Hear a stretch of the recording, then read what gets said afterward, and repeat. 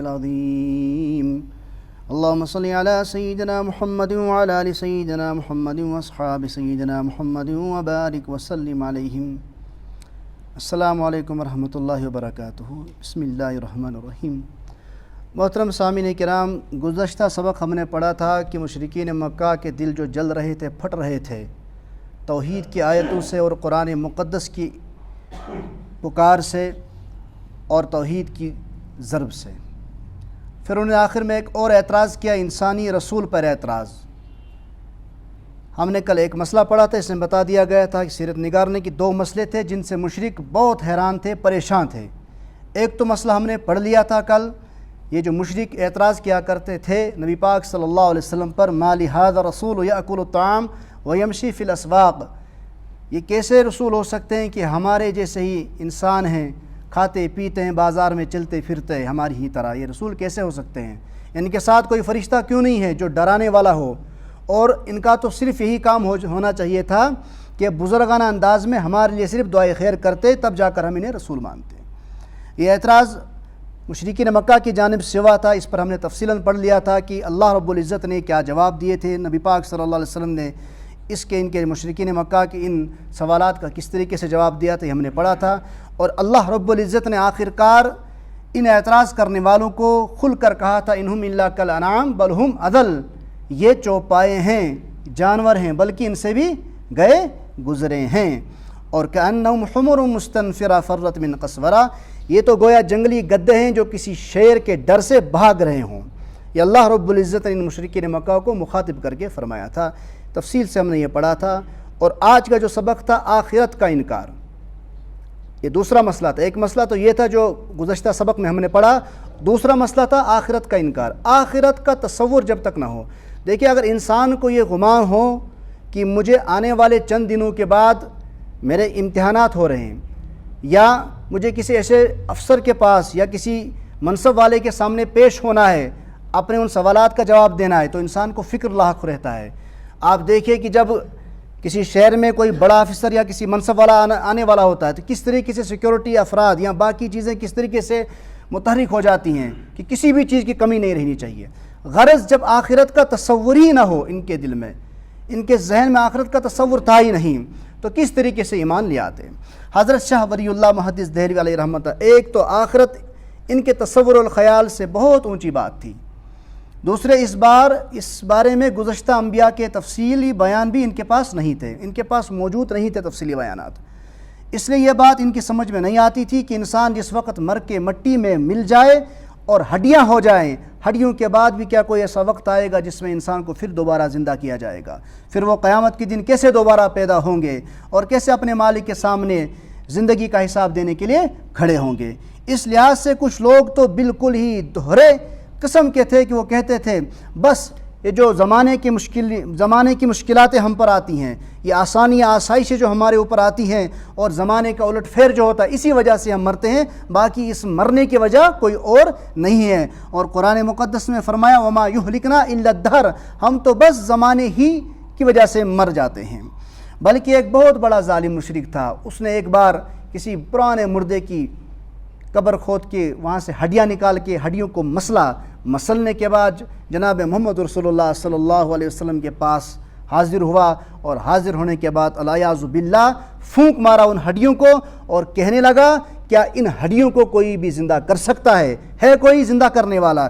اس قدر گستاخی کی. عجیب بات ہے کہ ایک طرف تو وہ ہم نے پیچھے پڑھا تھا لئن انجیتنا، جب ان کے اوپر کوئی بڑی مصیبت آفت آتی تھی فوراً یہ پکار اٹھتے تھے اب تو بس ایک خالق ایک رازق بچانے والا ہے، اس کی سوا کوئی نہیں ہے. قل افرأیتم، ان سے پوچھو کیا آسمان و زمینوں کو پیدا کرنے والا کون ہے؟ اس وقت یہ مانتے تھے کیا خالق اور رازق اور زمین اور آسمان کو پیدا کرنے والا صرف ایک اللہ ہے. عجیب بات ہے کہ ایک طرف تو اللہ تعالیٰ کو قادر مطلق اور زمین و آسمان چاند ستاروں کو پیدا کرنے والا خالق مانتے تھے، لیکن مردہ ہونے کے بعد مردہ کو زندہ کرنا مشکل سمجھتے تھے. قرآن پاک میں سورہ یاسین میں اس کا جواب دیتے ہوئے فرمایا وَضَرَبَ لَنَا مَثَلًا وَنَسِيَ خَلْقَهُ قَالَ مَنْ يُحْيِي الْعِظَامَ وَهِيَ رَمِيمٌ، اور ہمارے بارے میں تو باتیں بناتے رہتے ہو تم اور خود اپنی پیدائش کو بلا بیٹا ہے. ونسیہ خلق اپنی پیدائش کو بلا بیٹھے۔ مشرکین مکہ سوال کر رہے ہیں، اعتراض کر رہے ہیں جناب محمد رسول اللہ صلی اللہ علیہ وسلم پر۔ قال من یحیی العظام وہی رمیم، کہتے ہیں کہ ان ہڈیوں کو زندہ کرنے والا کوئی ہوگا جبکہ وہ گل چکی ہوں گی۔ قل یحییھا الذی انشأھا اول مرہ وہو بکل خلق علیم، کہہ دو کہ ان کو وہی زندگی دے گا جس نے ان کو پہلی بار پیدا کیا تھا، اور وہ پیدا کرنے کے ہر کام کو جانتا ہے۔ وہی ہے جس نے تمہارے لیے سرسبز درخت میں سے آگ نکالی، پھر تم ذرا سی دیر میں سے اس سے سلگانے کا کام لیتے ہو۔ بھلا جس ذات نے زمین و آسمان کو پیدا کیا ہے کہ اس بات پر قادر نہیں ہے کہ وہ ان جیسوں کو دوبارہ پیدا کر دے گا؟ کیوں نہیں، جبکہ وہ سب کچھ پیدا کرنے کی مکمل مہارت رکھتا ہے۔ اس کا معاملہ تو یہ ہے جب وہ کسی چیز کا ارادہ کرتا ہے تو اس سے کہتا ہے ہو جا، تو وہ چیز ہو جاتی ہے۔ نئے سورہ واقعہ میں ہے وَكَانُوا يَقُولُونَ إِذَا مِتْنَا وَكُنَّا تُرَابًا وَعِظَامًا أَإِنَّا لَمَبْعُوثُونَ، اور کہا کرتے تھے کہ جب ہم مر جائیں گے اور مٹی ہو جائیں گے، ہماری ہڈیاں بن کر مٹی ہو جائے گی، تو کیا ہمیں دوبارہ زندہ کیا جائے گا؟ وَعِظَامًا أَإِنَّا لَمَبْعُوثُونَ، دوبارہ زندہ کیا جائے گا۔ أَوْ آبَاؤُنَا الْأَوَّلُونَ، اور کیا ہمارے پرانے بزرگوں کو بھی جو ہم سے گزر چکے ہیں کیا وہ بھی زندہ ہوں گے؟ قل ان الاولین والآخرین، کہہ دو بے شک زندہ ہوں گے تم سے پہلے جو گزرے ہیں اور تمہارے آنے والے کے بعد جو گزر چکے ہیں وہ بھی زندہ کیے جائیں گے۔ لمجموعون الی میقات یوم معلوم، ایک متعین دن کے لیے، الی میقات یوم معلوم، ایک متعین دن طے شدہ وقت ہوگا اور اس وقت میں ضرور ان کو زندہ کیا جائے گا۔ نئے سورۃ الصافات میں اس طرح ذکر کیا گیا اذا متنا وکنا ترابا وعظاما انا لمبعوثون، کیا جب ہم مر جائیں گے، یہ مشرکین بول رہے ہیں، اور ہم مٹی اور ہڈیاں بن کر رہ جائیں گے تو کیا ہم دوبارہ اٹھائے جائیں گے؟ سوال کر رہے ہیں کیا ہم دوبارہ اٹھائے جائیں گے؟ اور اللہ رب العزت فرما رہے ہیں او آباؤنا الاولون، اور بلا کیا ہمارے پچھلے باپ داداؤں کو بھی، کہہ رہے ہیں مشرک کہ ہمارے پچھلے باپ داداؤں کو بھی اٹھایا جائے گا۔ اس قدر ضد اور اناد کی بنیاد پر اس قدر سوالات پہ سوالات کیے جا رہے ہیں، اعتراض پہ اعتراض کیے جا رہے ہیں۔ او آباؤنا الاولون، ہم سے پچھلے بزرگوں کو بھی کیا اٹھایا جائے گا؟ اللہ رب العزت فرماتے ہیں قل نعم، ہاں اٹھایا جائے گا بے شک، وانتم داخرون، اور تم ذلیل بھی ہو جاؤ گے۔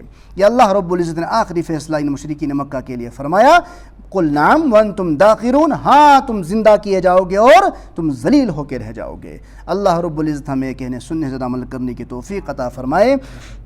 محترم سامعین کرام، آخرت کا تصور خالی اگر مشرکین مکہ کے ذہنوں میں نہیں تھا، لیکن اسلام قبول کرنے کے بعد ہم پیدائشی مسلمان ہیں، جتنا ہمارے ذہنوں میں بھی، ہمارے دلوں میں بھی آخرت سے دوری اور آخرت کا تصور ہمارے ذہنوں سے دور ہوتا چلا جائے گا، آخرت کی فکر نہ ہوگی، اور بے فکر ہو کر، موت سے بے فکر ہو کر جتنا ہم دور چلے جائیں گے، کہیں ایسا وقت بھی نہ جائے کہ رائی کے دانے کے برابر بھی ایمان ہمارے پاس نہ ہو۔ اللہ رب العزت ہم سب کی حفاظت فرمائے۔